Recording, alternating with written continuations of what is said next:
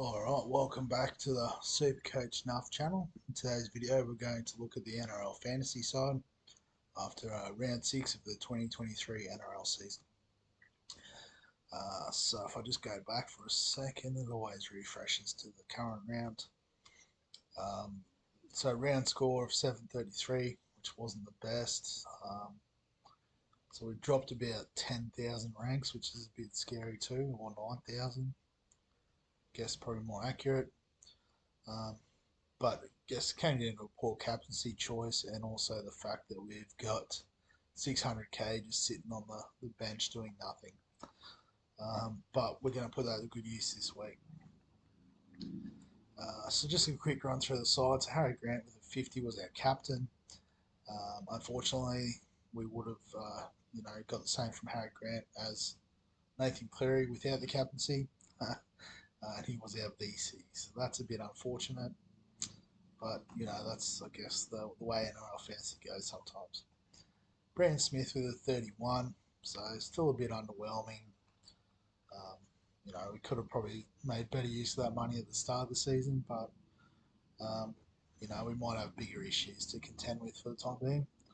But Isaiah Yeo, 55, Cam Murray, 62, that's fine. We want about 60, so from these big money guys, so that's fine. Jacob Preston, 42. That's really good considering, I guess, how well beaten the Bulldogs were. So that sort of suggests that all these points, Supercoach wise as well, were all just base, which is really great to see, and not a lot of errors as well, which is nice. Jack Johns, 21. That's okay. Obviously, would like a bit more, and potentially can, given the injury to Jaden Brayley. I think he'll find some more minutes in that middle rotation, particularly if Kurt Mann becomes part of the hooking partnership. But Nathan Cleary, turning up, 100 even. Like I said, it would have been great to captain him, but just glad got him in the team.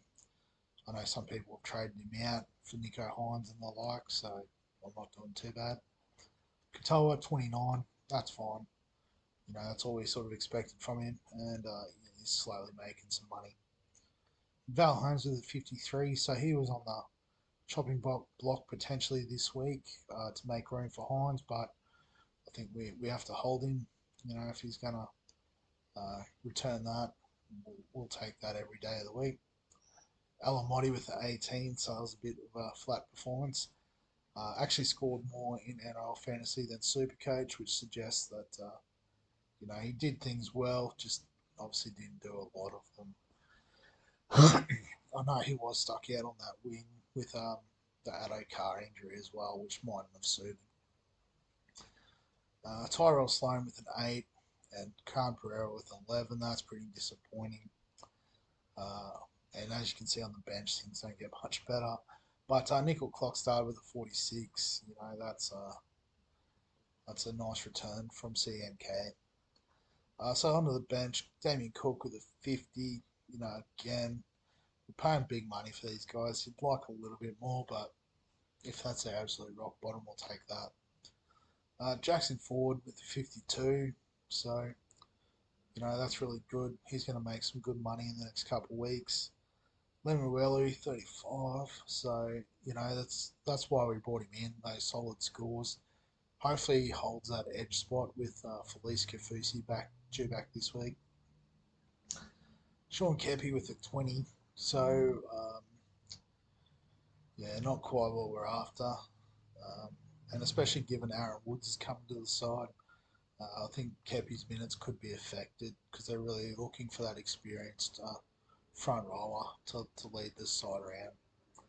Sonny Luke with the 39, so a bit of a fail not including him further up the list. But I think we can put some faith in him now, that especially Penrith as a team are looking much better. I think that's only going to benefit someone with Sonny Luke's attacking upside. Will Warbrick, 12. Tom Chester, 4. We sort of knew the Chester one was coming. We were hoping maybe a few more minutes. But we squeezed that last bit of cash out of him, so that's fine. And Jonah Pezzett not playing. Originally was going to be the the trade out target for Hines, but we might have a better way there. So speaking of which, let's get into the trades. So if we want to bring Nico Hines in, we need to find 413k. And I guess quite conveniently, Sean Kepi is at 415k. So we can actually do this in one trade, which is pretty wild. To think that we're getting a player at Hines' value and obviously scoring potential. So if we do that, we can adjust the team accordingly.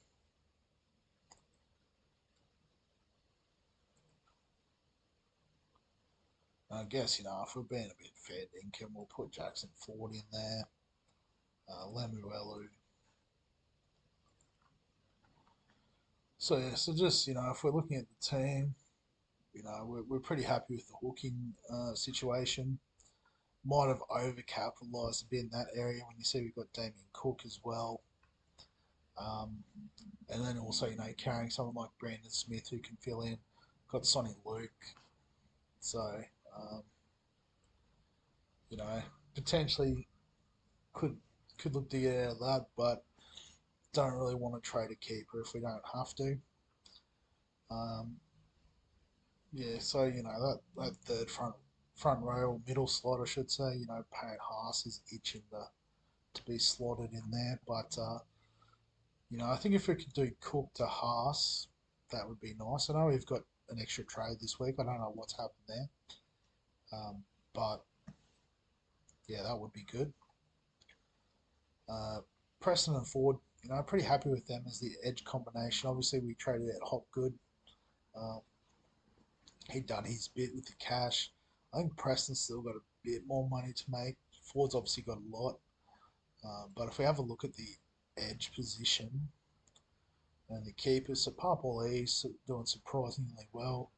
I haven't been watching too close, but Fafita's looking good. Kyle Matangi and Nakora would be great options in there. So Hopgood's still going pretty solid. And then, after that, we're getting to these guys that are a couple of 100k more, and they're averaging about what our guys are scoring. So, these guys aren't necessarily elite, second or edge back rowers, but that's fine. We can probably live with that for a little while longer, I think. The halves, obviously, we've got the two guns, lock that in. Got Katoa as backup if we need. His job security is rock solid at the moment, so that's okay. Centers, pretty happy with this combination. Bit of upside, bit of security and base. Got Alamotti's, an okay uh, option. I guess it's more game dependent, matchup dependent, whether he is an option. But it's really the wing fullback positions we've got to try and tidy up. So, this is team list dependent as well. But what I was thinking is perhaps we can get out of a couple of these guys and we can even just go the. I think we're going to get rid of Tom Chester just because that bench utility position is not ideal. And again, it depends on who comes in, but if Ockenbaugh takes Adam Carr's spot on the wing, he's priced at 258. He's not going to make a lot of cash, but it's a cheap option that should have a bit of base in terms of he does run the ball, breaks tackles, doesn't mind an offload. He's probably not at the Carraz level of offloads. But I guess, he can lose points through errors and missed tackles and stuff, which is why he's probably not more highly fancied. And then that gives us another 100k. So if we were to get rid of a Sloan, who just has the most cash on him, I'm pretty sure. Yeah, and then let's go with who we can bring in. So players I can afford at wing fullback. So on averages, Taruva, looks a good option, and particularly now Penrith are going to score a few more tries. Dom Young, it's an interesting sort of pod. Which one have we got? 507. So Swaliti, I guess, he sort of seems to not really have moved in price. Hayes Perham at fullback is an interesting one, but I guess, a little bit sideways maybe, fullback for a fullback there. Dane Laurie, so maybe now that Dewey's out, that could be an option in a week or two. After that, it's starting to look a bit thin. Jaden Campbell, he actually looked pretty good against the who did they play? The Dragons, was it? Yeah, so he scored 68 points um, out of 150, and he's averaging 30. So in the other 4 games, he's scored a total of 82. Is that right? Yeah, I think so. So averaging 20. So I mean, if he's got that fullback slot at the Gold Coast, that might not actually be the worst shout. His price has bottomed out as it was.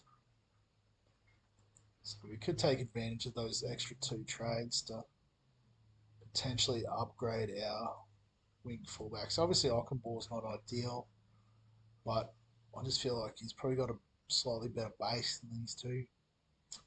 Um, yeah, Campbell, I was actually really impressed with his game, so that's a good get actually.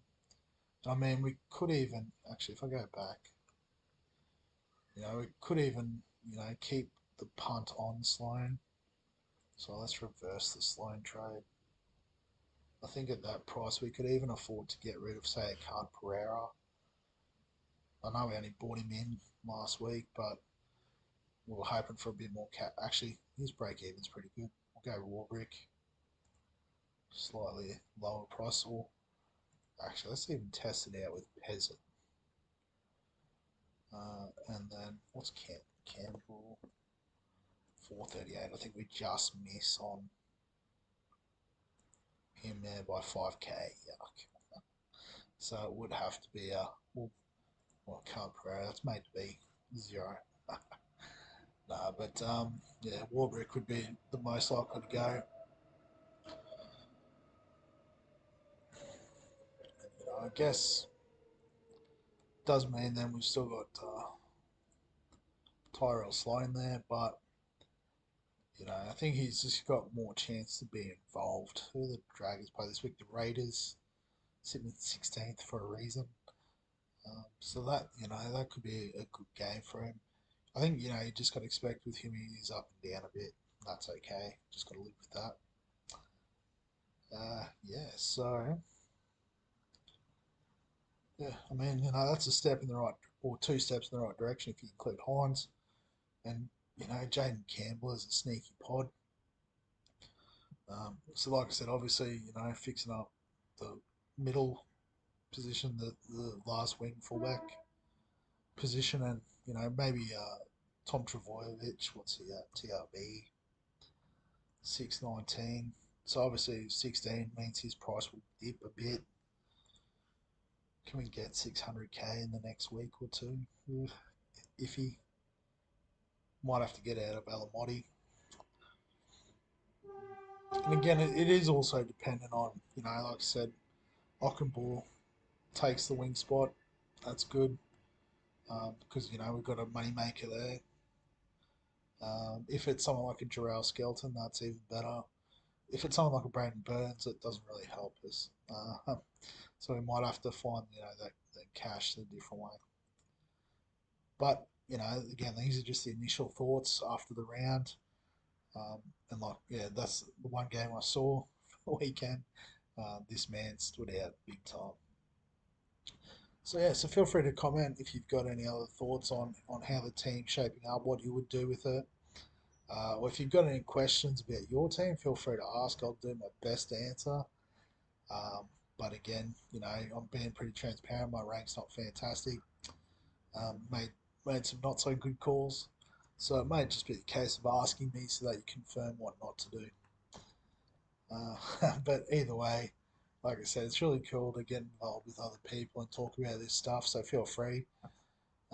If you are enjoying the content, like the video, subscribe to the channel, we've got all the different formats. We've got AFL Supercoach. Um, I guess the NRL Supercoach stock market video will be out tomorrow. Bit more opportunity to talk about a range of players, not just the sort of same 20 players that appear in all my teams. Um, and then, yeah, thanks for, other than that, thanks for watching, and I'll see you in the next one.